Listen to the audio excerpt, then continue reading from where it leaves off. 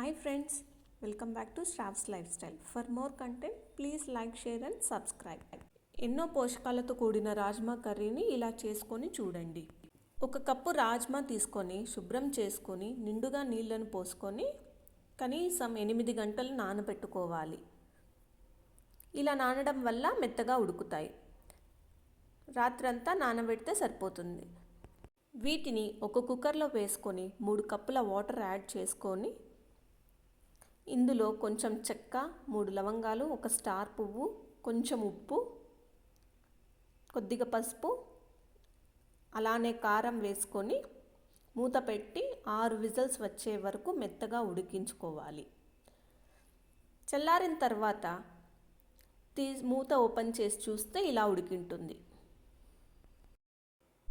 ఇప్పుడు స్టవ్ పైన కడాయి పెట్టుకొని అందులో 2 స్పూన్ల ఆయిల్ వేసుకొని ఇప్పుడు ఇందులో కొంచెం జీలకర్ర, ఒక ఎండుమిర్చి, 2 ఇలాచీని యాడ్ చేసుకోండి.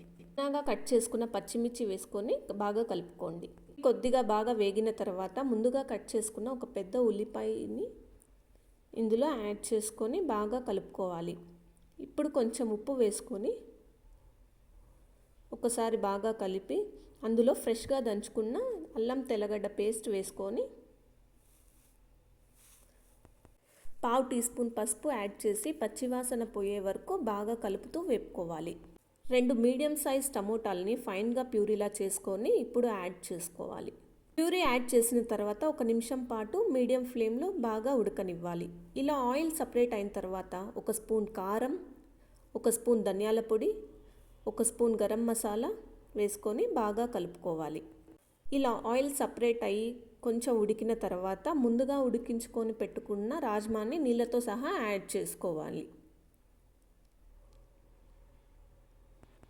గ్రేవీ థిక్గా కావాలంటే కొద్దిగా రాజ్మాని మిక్సీలో బ్లెండ్ చేసుకొని యాడ్ చేసుకోవచ్చు.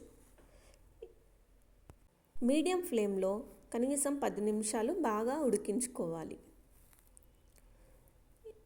కొంచెం గరం మసాలా యాడ్ చేసుకోవాలి. మసాలాలు ఎక్కువ తినని వాళ్ళు గరం మసాలా స్కిప్ చేసేయవచ్చు.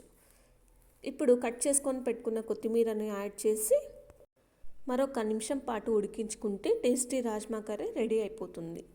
చపాతీ మరి రైస్లోకి చాలా టేస్టీగా ఉంటుంది. ఒకసారి ట్రై చేసి ఎలా వచ్చిందో కామెంట్ రూపంలో చెప్పండి. Thank you for watching. Please like, share and subscribe.